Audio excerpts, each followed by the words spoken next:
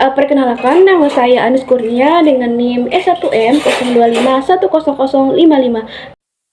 Perkenalkan, saya Hadia Yuhi Azkia dengan NIM E1M025100027. Perkenalkan, saya Beiklim Kusmiati dengan akhiran NIM 020.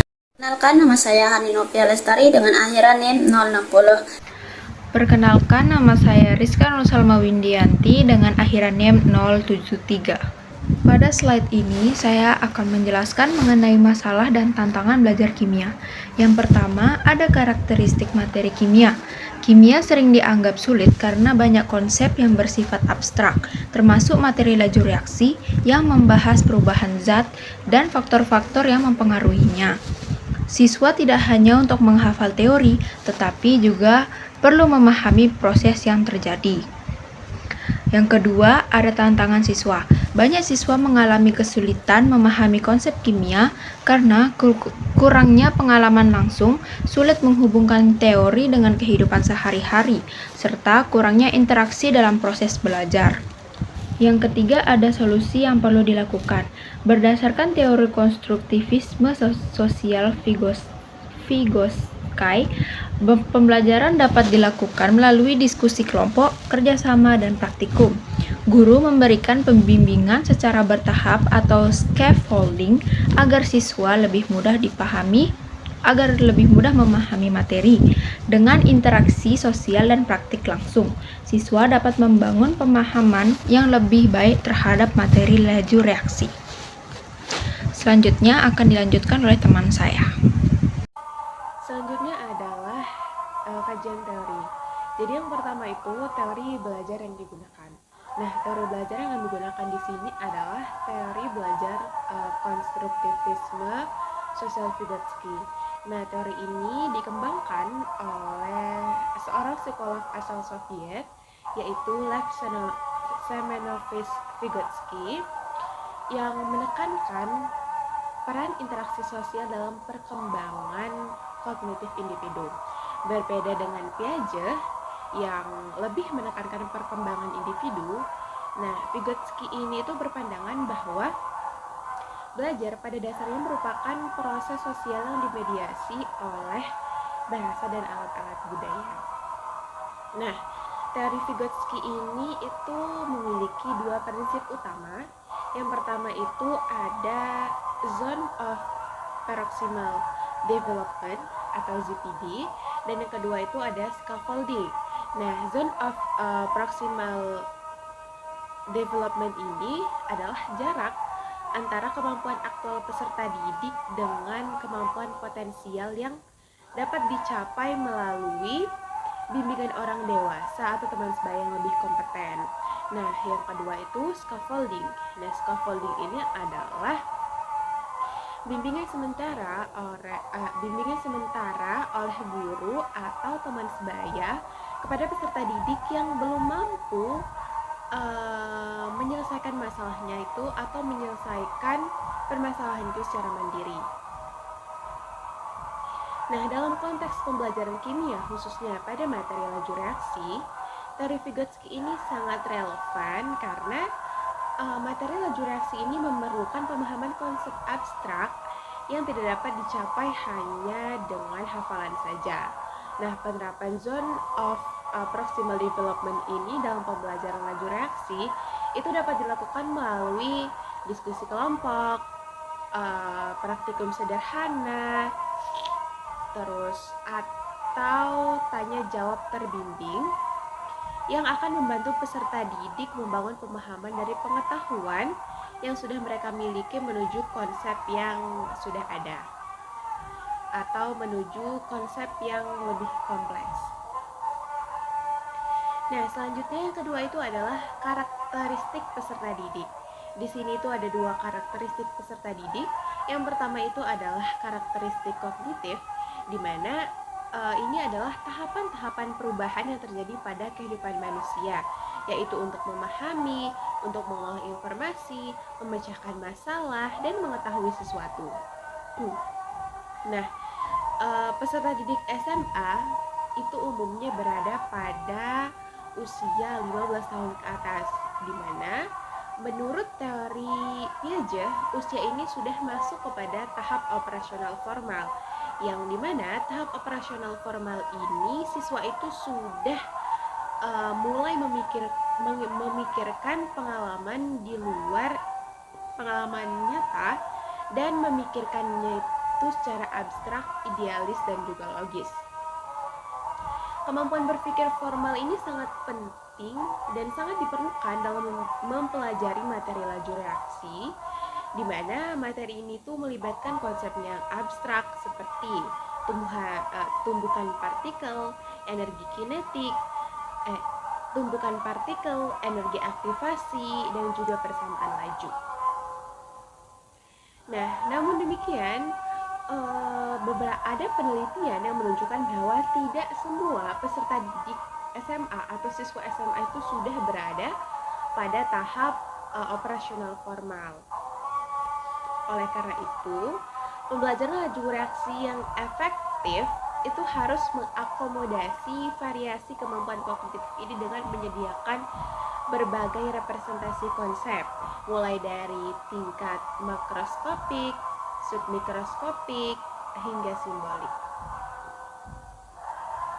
Nah, yang kedua itu ada karakteristik sosial emosional. Nah, di mana karakteristik siswa ini tuh didefinisikan sebagai kemampuan peserta didik untuk memahami, mengelola, dan mengekspresikan emosi secara efektif sekaligus membangun dan mempertahankan hubungan yang sehat dengan lingkungan sekitarnya. Nah, perkembangan ini tuh tidak hanya sebatas pada perasaan internal saja, namun perkembangan ini juga meliputi perilaku dan juga keterampilan yang diperlukan untuk bersosialisasi. Nah, motivasi belajar pada usia ini itu sangat dipengaruhi oleh relevansi materi dengan kehidupan nyata dan juga kemampuan guru dalam menciptakan suasana kelas yang kondusif. Nah, peserta didik SMA juga mulai mengembangkan kemampuan metakognisi, yaitu kemampuan untuk memonitor dan juga mengatur proses belajar mereka sendiri.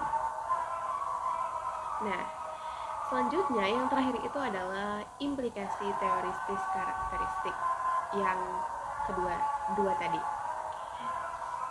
Implikasi teoristis karakteristik kognitif dan juga sosial emosional terhadap pembelajaran reaksi itu perlunya pembelajaran yang konseptual dan kolaboratif. Nah, penggunaan contoh-contoh fenomena laju reaksi dalam kehidupan sehari-hari seperti proses pembakaran, pengawetan makanan, dan juga penggunaan katalis dalam industri itu dapat meningkatkan motivasi dan juga keterlibatan peserta didik dalam pembelajaran. Terima kasih. Di sini saya akan melanjutkan penjelasan dari teman saya, yaitu deskripsi praktik pembelajaran, yaitu di mana deskripsi praktik pembelajaran kimia dilakukan dengan cara menghubungkan materi dalam kehidupan sehari-hari supaya dengan tersebut lebih mudah dipahami. Guru juga menggunakan metode diskusi kelompok, praktikum sederhana, dan tanya jawab. Contohnya seperti keseimbangan kimia dikaitkan dengan pembuatan anomia di industri. Laju reaksi tersebut dikaitkan dengan pembusukan makanan dan penggunaan katalis pada kendaraan. Peserta didik bekerja dalam kelompok untuk melakukan percobaan, mengamati hasil, lalu mendiskusikan dan mempresentasikan kesimpulan tersebut, di mana guru juga bertugas untuk membimbing dan membantu peserta didik untuk memahami hubungan antara di mana percobaan dan konsep kimia. Yang kedua, analisis kesesuaian dengan teori belajar dan pembelajaran. Ini sesuai dengan teori konstruktivisme karena peserta didik belajar melalui yang pertama itu pengalaman langsung, bukan hanya mendengar penjelasan dari guru, tetapi di dalam teori Brunner juga terlihat karena peserta didik menemukan di mana konsep sendiri melalui pengamatan secara langsung dan diskusi atau discovery learning. Selain itu, teori Vygotsky terlihat dari kerja kelompok dan diskusi karena peserta didik saling membantu untuk memahami materi bersama teman dan guru. Namun, guru tetap perlu memberikan arahan yang jelas dan agar peserta didik itu tidak salah untuk memahami konsep kimia yang sulit atau yang abstrak. Yang ketiga, analisis kesesuaian dengan karakteristik peserta didik, di mana metode pembelajaran ini sangat cocok untuk peserta didik SMA karena mereka itu di sana biasanya sedang bekerja sama dan aktif berdiskusi dengan teman, seperti praktikum dan diskusi dengan tepat, meningkatkan keaktifan belajar, melatih berpikir kritis, dan membuat pembelajaran lebih menarik. Contohnya itu seperti kehidupan sehari-hari, juga membantu peserta didik untuk memahami materi yang sulit. Tetapi ada beberapa kendala, yaitu tidak semua peserta didik aktif dalam kelompok tersebut. Ada yang hanya bergantung pada teman-teman yang lebih pintar, dan ada kemampuan belajar setiap peserta didik itu berbeda. Karena itu guru harus memastikan semua peserta didik ikut berpartisipasi dan memahami materi dengan baik. Baik, saya akan melanjutkan presentasi dari teman saya yang dimana saya akan membahas tentang sintesis keterkaitan dengan materi yang kami ambil, yaitu tentang laju reaksi. Nah, di sini saya akan menjelaskan 7 topik yang dimana tentang hubungan dengan teori behavioristik, kognitif, konstruktivisme, dengan tingkat kemampuan peserta didik, karakteristik peserta didik, teori konstruktivisme Vygotsky, dan yang terakhir itu hubungan antara teori belajar dan karakteristik peserta didik dengan praktik pembelajaran.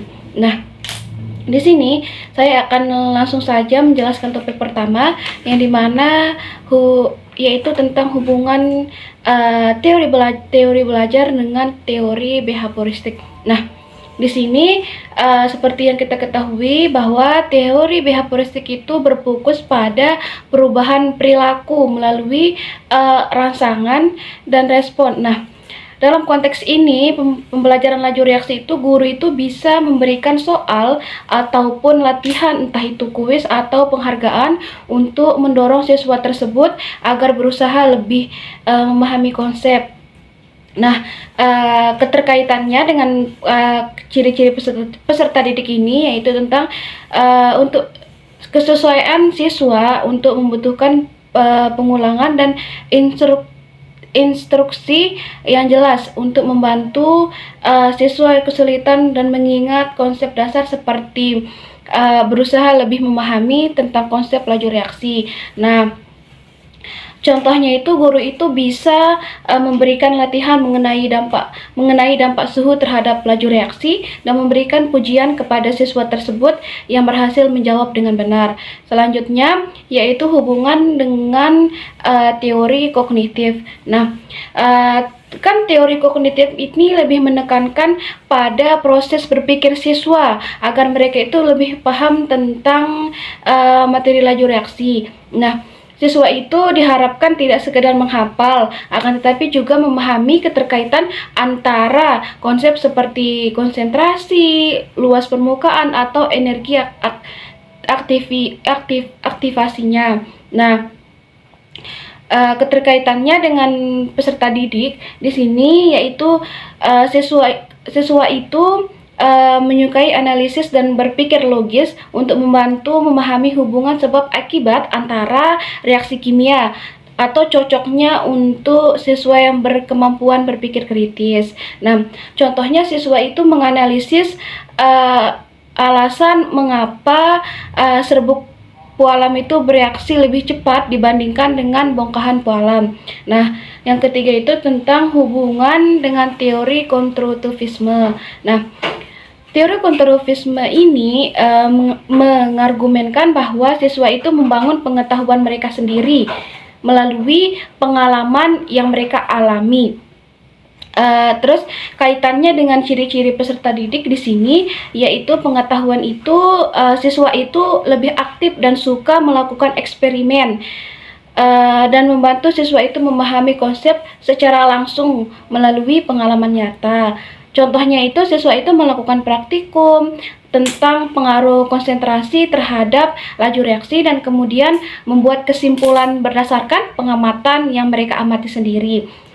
Yang keempat, tentang hubungan dengan karakteristik gaya belajar peserta didik. Nah, di sini setiap siswa itu memiliki gaya yang berbeda-beda, sehingga mereka itu proses pembelajaran itu tentang laju reaksi itu harus bervariasi. Nah, contohnya itu pada visual.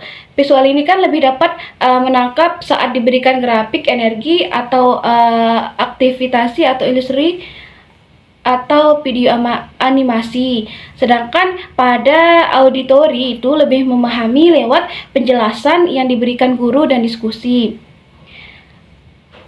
Selanjutnya tentang hubungan dengan tingkat kemampuan peserta didik. Nah, di sini siswa itu memiliki kemampuan yang memerlukan contoh yang konkret sehingga dapat melatih mereka secara bertahap. Nah, siswa yang memiliki kemampuan rendah itu membutuhkan bimbingan yang lebih intens dan media pembelajaran itu lebih sederhana. Dan kita sebagai guru itu perlu menyesuaikan metode, media maupun tingkat kesulitan dalam pembelajaran agar seluruh siswa itu mampu memahami konsep tentang laju reaksi dengan baik. Selanjutnya yang keenam itu tentang teori konstruktivisme Vygotsky. Nah, di sini Vygotsky itu adalah seorang sarjana hukum, yaitu tamatan dari Universitas Moskow pada tahun 1917. Nah, kemudian beliau ini melanjutkan studi dalam bidang filsafat, fisiologi, dan sastra pada Fakultas Psikologi Universitas Moskow dan menyelesaikan studinya pada tahun 1925. Nah, pada teori Vygotsky ini menekankan bahwa pentingnya memanfaatkan lingkungan dalam pembelajaran, entah itu lingkungan itu masyarakat maupun lingkungan yang lainnya. Nah, sehingga siswa itu tuh bisa menerima atau memahami kebudayaan termasuk pengalaman dalam lingkungan tersebut. Nah, Vygotsky ini juga menekankan pada pentingnya hubungan antara individu dan lingkungan sosial dalam pembentukan pengetahuan yang menurut beliau itu bahwa interaksi sosial itu yaitu interaksi yang dapat memicu perkembangan kognitif mereka, sehingga Vygotsky itu menekankan bahwa proses belajar itu akan terjadi secara efisien dan efektif apabila anak belajar secara kompetitif dengan anak-anak yang lain. Dan yang terakhir itu yaitu hubungan antara teori belajar dan karakteristik peserta didik dengan praktik pembelajaran. Nah, hubungan antara teori belajar ini atau pembelajaran ini dalam fitur peserta didik dalam topik laju reaksi biasanya sangat krusial karena keberhasilan pendidikan itu tergantung pada metode siswa dalam menerima atau memproses dan mengembangkan pengetahuannya. Laju reaksi itu merupakan aspek dalam kimia yang bersifat abstrak, mengingat bahwa interaksi partikel energi diperlukan untuk memulai reaksinya. Nah, serta ada beberapa faktor yang mempengaruhi laju reaksi, maka dari itu karakteristik peserta didik itu agar prosesnya itu belajar lebih efektif itu dengan mengaitkan antara teori yang tadi tentang behavioristik, kognitif, dan konstruktivisme. Oke, sekian dari saya, akan dilanjutkan oleh teman saya. Di sini saya akan membacakan tentang kesimpulan, yang dimana kesimpulan ini ada 3 poin. Yang pertama yaitu aktualisasi teori belajar pada materi laju reaksi. Materi laju reaksi yang abstrak lebih efektif diajarkan lewat praktikum agar siswa memahami hubungan konsep itu sendiri, bukan hanya dia paham lewat ceramah saja. Yang kedua yaitu relevansi profil fisiologis siswa SMA. Nah, di sini meskipun siswa SMA sudah bisa berpikir abstrak, mereka tetap butuh media visual seperti animasi, mikroskopis untuk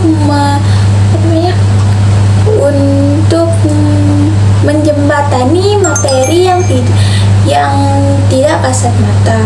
Nah, yang ketiga yaitu sinergi teori dan praktik sebagai kunci sukses. Di sini guru berperan penting sebagai guru harus pintar untuk menyelaraskan teori belajar dengan kondisi nyata siswa di kelas untuk mencegah miskonsepsi dan menciptakan pembelajaran yang sangat sempurna dan agar siswa menjadi nyaman dan aman.